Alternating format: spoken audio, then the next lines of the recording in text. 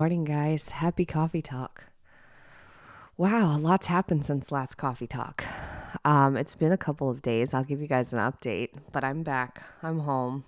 I'm home from California and I'm home from the hospital. So I'll fill you in. But first, let me tell you about my coffee. So I'm trying coffee this morning. I actually don't know how it's gonna go. So I might just have a little bit. But I'm drinking my Black Rifle coffee in this amazing mug that was given to me by FitMe coach Lisa when she came to visit once. And so I just made some coffee and I'm trying to get up and move around a little bit after getting home from the hospital yesterday.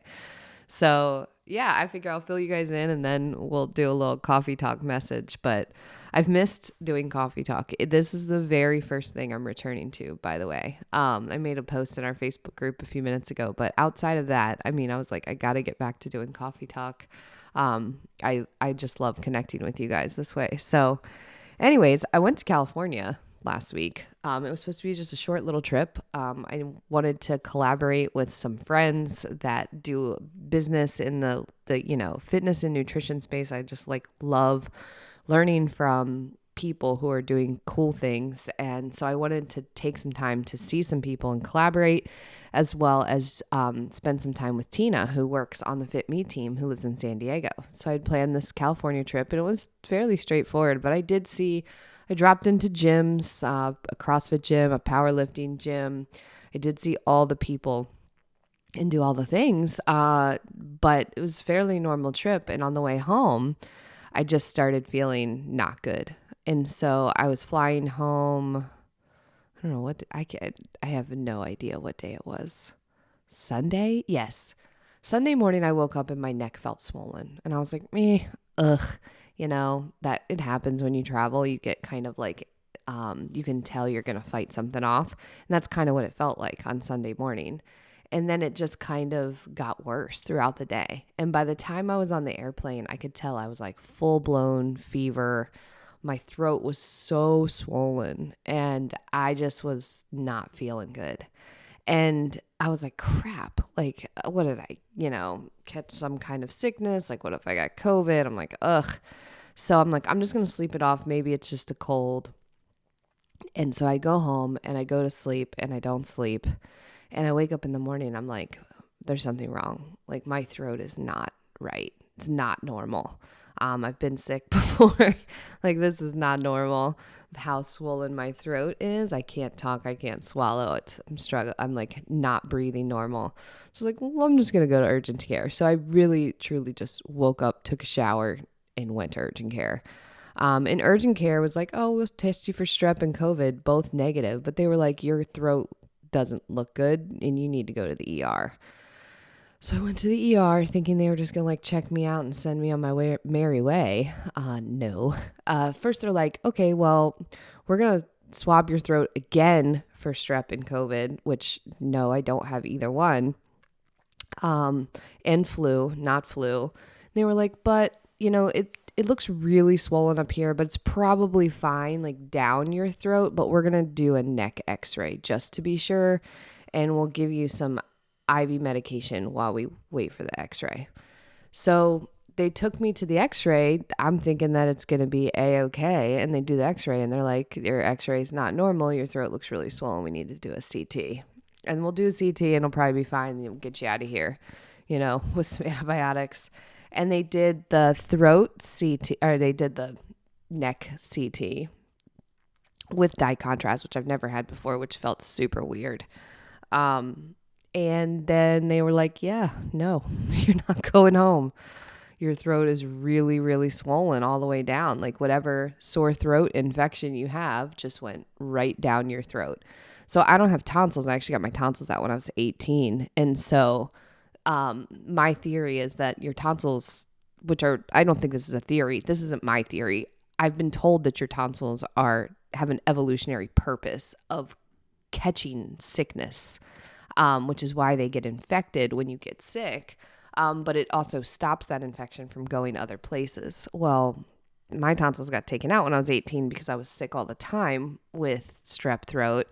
And so I have this theory that I got a sore throat that probably would have been caught by my tonsils, but since I don't have any, it just like went all the way down. And then my whole throat got so swollen and inflamed that I was having breathing problems, swallowing problems.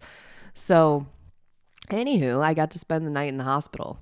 And so I got like loads of IV antibiotics and steroids and morphine for pain and all the things. And I felt really fortunate too because the hospital that I was at is having trouble with staffing. And I didn't know this at the time. I mean, it really wouldn't have mattered. I still had to go to the hospital, but I guess they're having trouble with staffing. And so because there's a nursing shortage, they have rooms, but they just don't have nurses to staff those rooms. So I actually spent probably 6 or 7 hours in the hallway of the ER. So they have like chairs stacked up where they put people and they have like a number above your head. And that's how they keep track of everybody. And I think a lot of people never go to a room. They just kind of get triaged and treated there. And then if they are waiting for a room, sometimes they can wait for a really long time. And so I was there most of the day and I got put in my room probably around 4:30 since I was staying overnight. But I learned that apparently like 50 people in the ER didn't get a room that night. So I don't know what that means, if I just lucked out or if I was sicker than those people. So they decided that they needed to put me in a room. But I was really grateful for that because it would have been no fun to stay in the ER hallway overnight. And I felt sad for the people who had to. But anyways, I got all the meds and yesterday things were much improved. And so they sent me home from the hospital yesterday. And so I am feeling better. My throat obviously sounds better and it's working as it should. And I think the sickness that I'm feeling now is probably a combination of my body fighting the infection and dealing with all of the medication that I've been pumped with. So I'm taking it easy today. And the one thing I wanted to do was coffee talk, which I'm doing. And then we're doing a call for our FitMe event, which is just a few weeks away.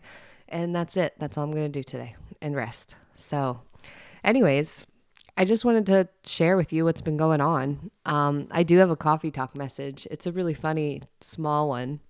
But it was something I thought about a lot in California because I was making a joke with some of my friends about like small bites or small things. And we were just making a joke about small coffee and how we want big coffee, not small coffee. But I was making a joke to them back when I was telling them, I'm like, listen, we celebrate small wins all the time in FitMe.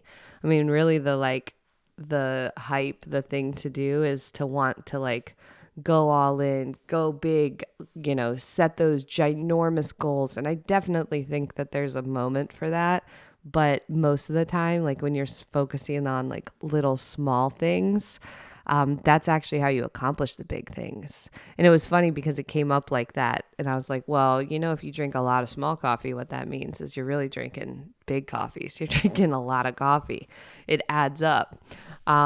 It's funny to say that on Coffee Talk, but I think maybe just that very, very small takeaway or, tag on to this story is to tell you that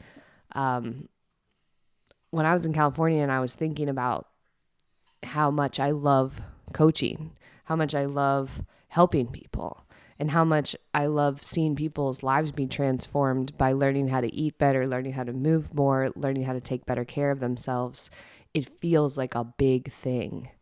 And sometimes it weighs on me like a big thing. And so then the solution really is to like boil it down into a small thing and to focus on the small thing right in front of you.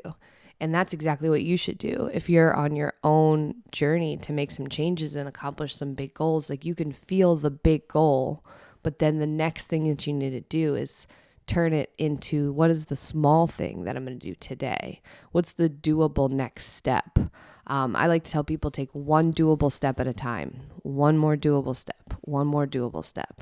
And that's how you get there. So it's okay to write down the big goal. It's okay to have the vision board. It's okay to listen to the motivation and inspiration. But then the action comes from taking that and turning it into a small thing that you can actually do something with. Something that you can say like, today I did this. And I'm applying that to to my today, because today my small thing is just doing coffee talk with you. I don't know if I have it in me to do a lot more than that, so that's what I'm doing. And then tomorrow, maybe I'll do another small thing, and it'll add up to be more than that. So anyways, I'm keeping coffee talk short and sweet today. So you can tell my voice is starting to go, but thanks for plugging into Coffee Talk. As always, it means so much to me to share this time with you. Thanks for being patient for me as I got patient with me and for me as I got better. And I'm going to be really pumped to be as good as new soon. But if you haven't done so, subscribe to FitMe Coffee Talk on your favorite podcast platform. And if you're not in our Facebook group, then come on over to FitMe Community on Facebook and join our Facebook group. And last but not least, there's one more day to sign up for FitMe Weekend. This is a way to come spend time with us in person. I'm going to be speaking at the event and leading the event, but there's going to be phenomenal guest speakers at this event. It's September 16th through 18th in Seattle. It's going to be amazing. And I would love to see you there. It's not too late to sign up, but it's almost too late to sign up because we're closing registration tomorrow. So I'll put the link in the bio, in the show notes. If you have questions, shoot me a DM. I will be on Instagram and all the things, even though I'm resting today. So thanks again. And I will talk to you guys tomorrow. Bye.